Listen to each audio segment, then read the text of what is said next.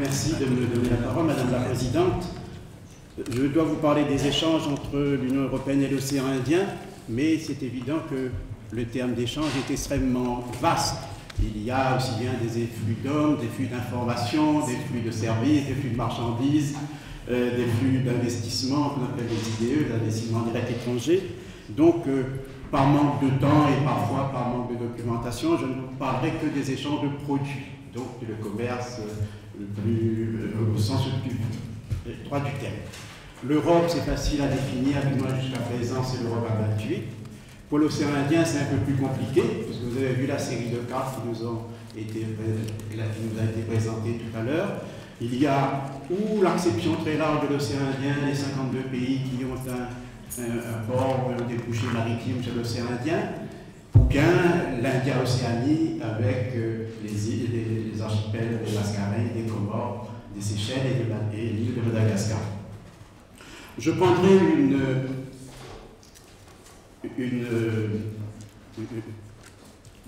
région, une zone plus étroite.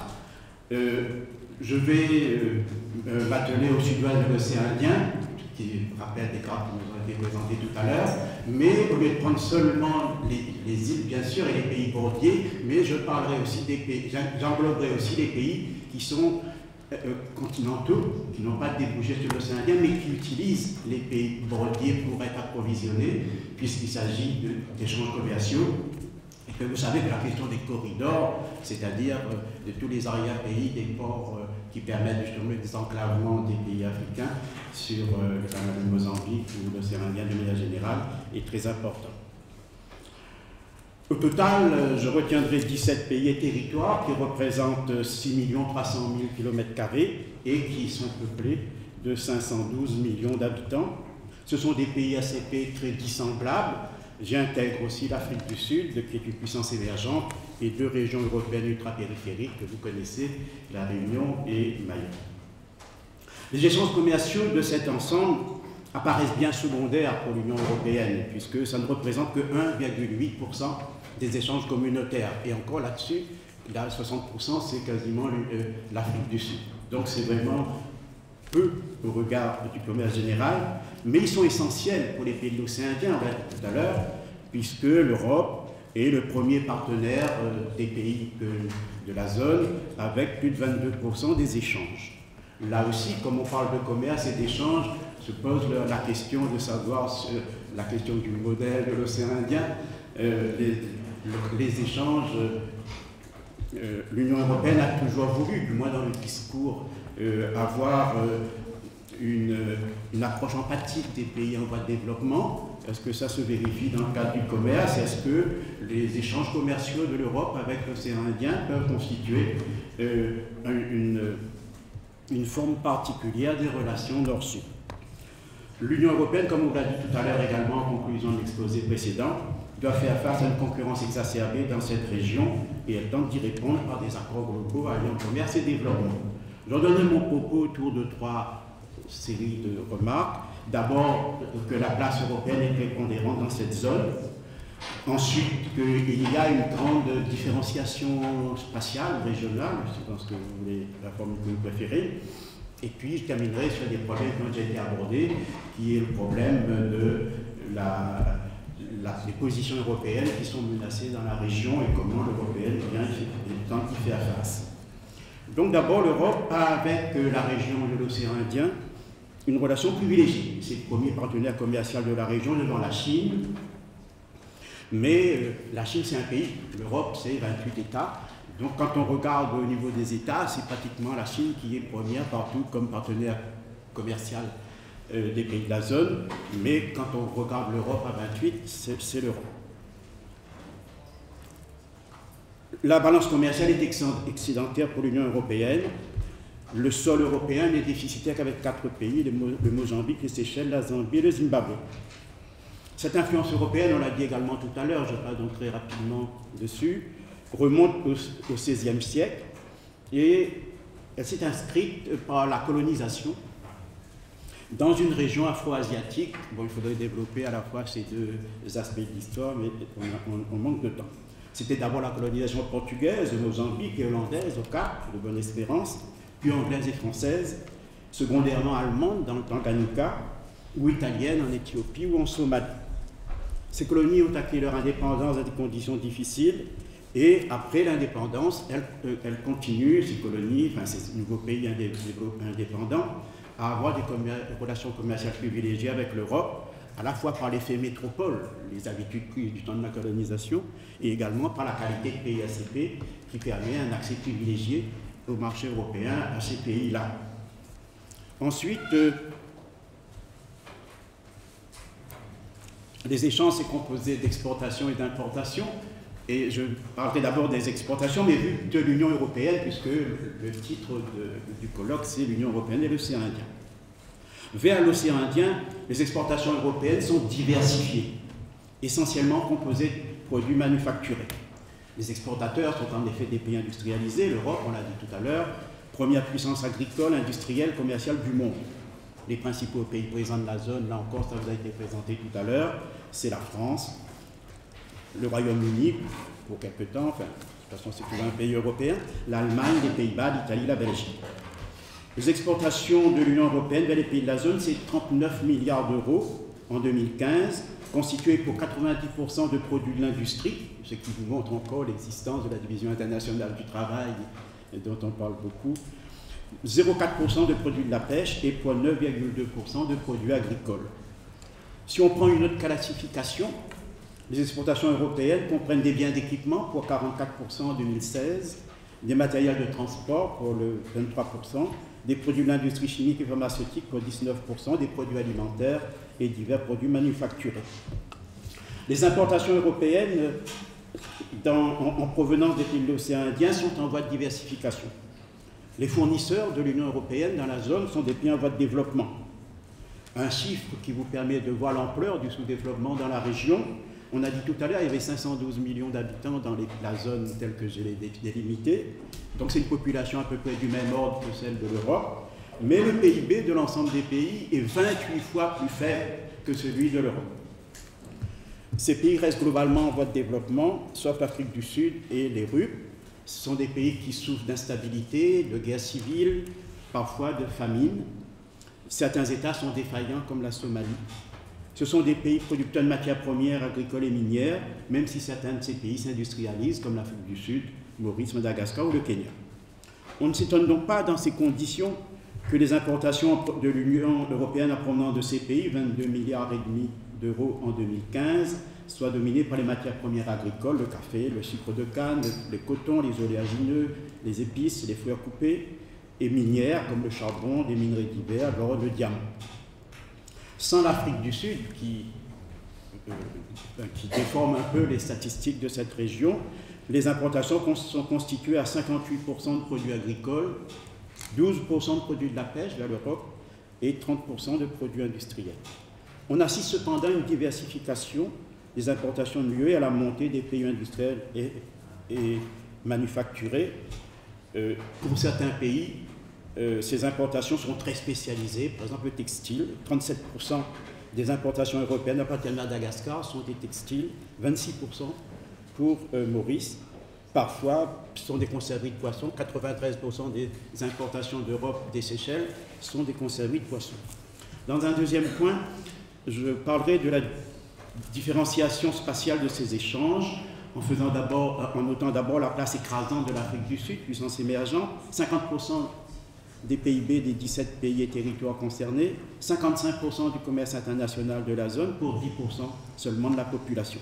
L'Afrique du Sud a un rayonnement régional, je ne développe pas. L'Europe est le premier partenaire commercial de l'Afrique du Sud, avec laquelle elle réalise 1,3% de son commerce, alors que la totalité du commerce avec le sud de l'océan Indien, c'est de moins de 2,5%.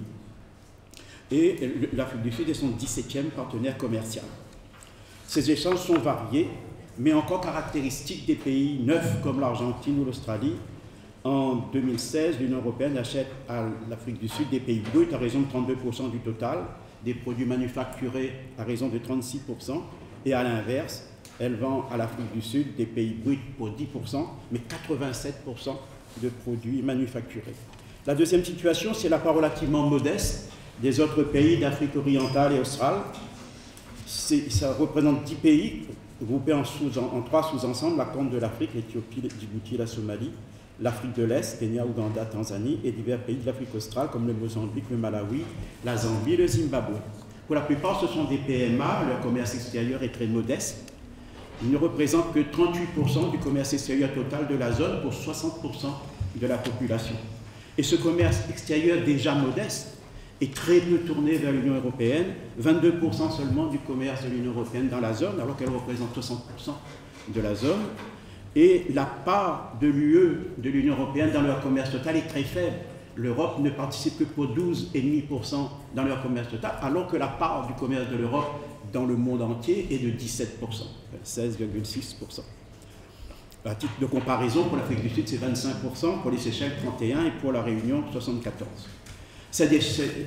Il s'agit là d'un échange inégal. C'est là que la structure des échanges est la plus contrastée.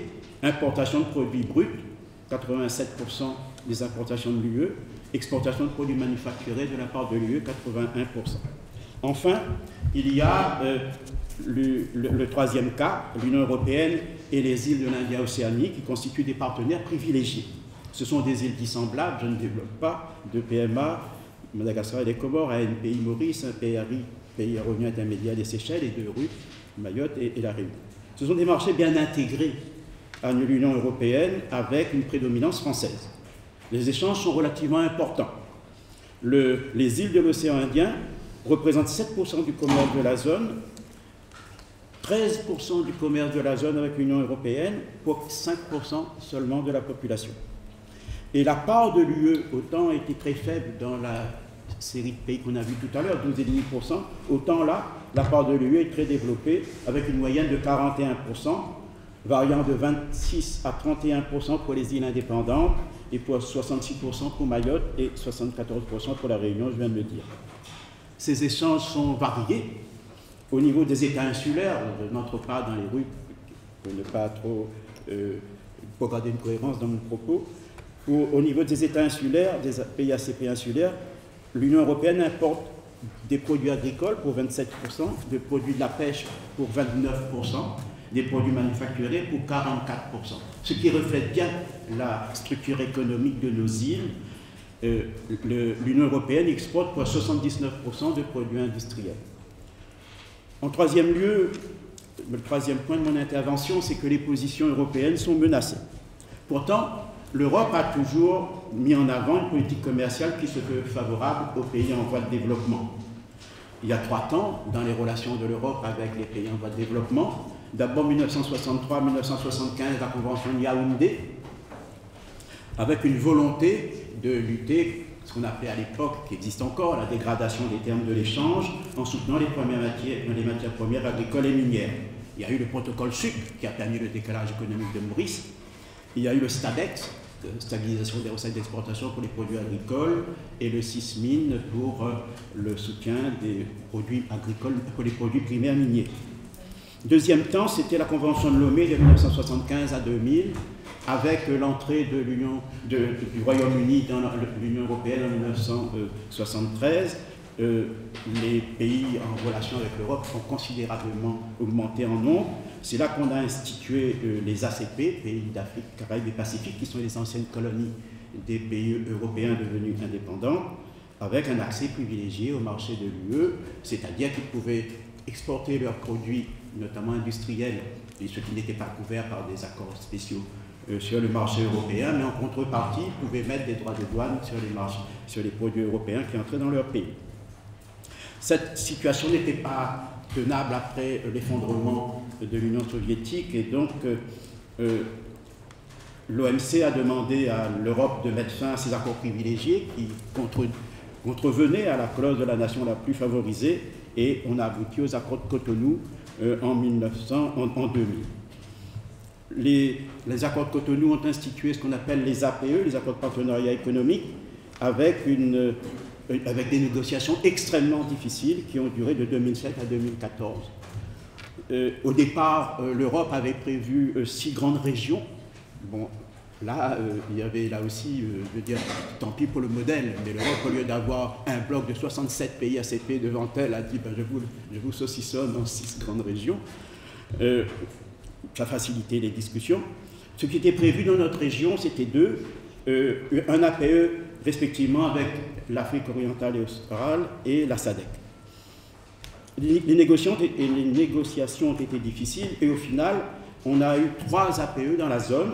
Un APE Union européenne, Afrique orientale et australe qui regroupe les îles, plus le Zimbabwe et d'autres pays. Tout le monde n'a pas encore signé, sauf c'est fait dernièrement, mais monsieur l'ambassadeur éventuellement nous corrigera. Et puis il y a eu un APE qui a été signé entre l'Union européenne et l'East African Community. C'était le dernier en date, en septembre 2014. Mais enfin, là encore, ça change tout le temps, donc monsieur l'ambassadeur pourrait corriger si je n'étais pas à jour. On a abouti à des accords sur des échanges de produits, blocage sur les échanges de services, mais c'est ce qui intéressait davantage l'Europe. Et puis des compensations financières de l'Europe pour les désarmements tarifaires, c'est ce que notre député européen avait dit tout à l'heure pour le Mozambique, que les droits de douane représentent une part très importante du budget. Ces positions sont menacées par des grandes puissances ou des partenaires de proximité. Les grandes puissances, c'est les États-Unis, l'Inde et la Chine. Les États-Unis qui interviennent dans les pays de la zone par le biais de l'AGOA, une loi, Africa Growth Opportunity Act, qui permet à des produits industriels de pays africains et de Madagascar d'être exportés vers les États-Unis en franchise de douane. Et puis, il y a bien sûr la montée de l'Inde, en Maurice, en Afrique du Sud, et au niveau des pays, la Chine est souvent en tête, comme je vous l'ai dit en introduction, l'Union européenne, c'est 28 pays. La place de l'Europe est aussi, mais faiblement, disputée par les échanges intra-régionaux, mais qui restent très faibles. Au sein de la zone, les échanges régionaux, c'est 9% du commerce. Au sein de l'Europe, c'est 70% du commerce. Donc, vous voyez qu'il y a encore une grande marge. Le recul de l'influence commerciale de l'Union européenne dans la région, de quelques chiffres rapidement, sans trop vous saouler. Entre 2005 et 2015, le commerce total de l'Afrique du Sud a augmenté de 76%. En 10 ans, celui de l'Afrique du Sud avec l'Europe n'a augmenté que de 15%. Avec East African Community, c'est encore plus divergent. Le commerce global d'East African Community a augmenté en 10 ans de 231%, plus 56% seulement pour ce qui concerne le commerce avec l'Europe. Avec Maurice, plus 50% pour le commerce total ces 10 dernières années, moins 8% pour le commerce avec l'Union européenne ces 10 dernières années. Pour Madagascar, augmentation de 150% du commerce total ces 10 dernières années, plus 74% seulement, 2 fois moins pour le développement du commerce avec l'UE. Enfin, pour terminer, l'Europe essaye, pour sauvegarder ses positions, d'apporter, mais ça a été dit largement tout à l'heure par M. l'ambassadeur et par M. le député européen, apporter un appui aux organisations d'intégration régionale et aux États et essaye de combiner tant que faire se peut commerce et développement. C'est la philosophie des accords de Cotonou avec les APE, un volet commerce, un volet développement et un financement par le FED. Le soutien de l'Union européenne aux États, on en a parlé, les programmes indicatifs nationaux qui vont pour les îles de l'océan Indien de 2 200 000 € de 2014 à 2020 pour les Seychelles, 588 millions pour Madagascar, 68 millions pour les Comores, moins de 10 millions pour Maurice. Et puis un appui aux organisations d'intégration régionale, on en a parlé tout à l'heure, je ne vais pas le déborder.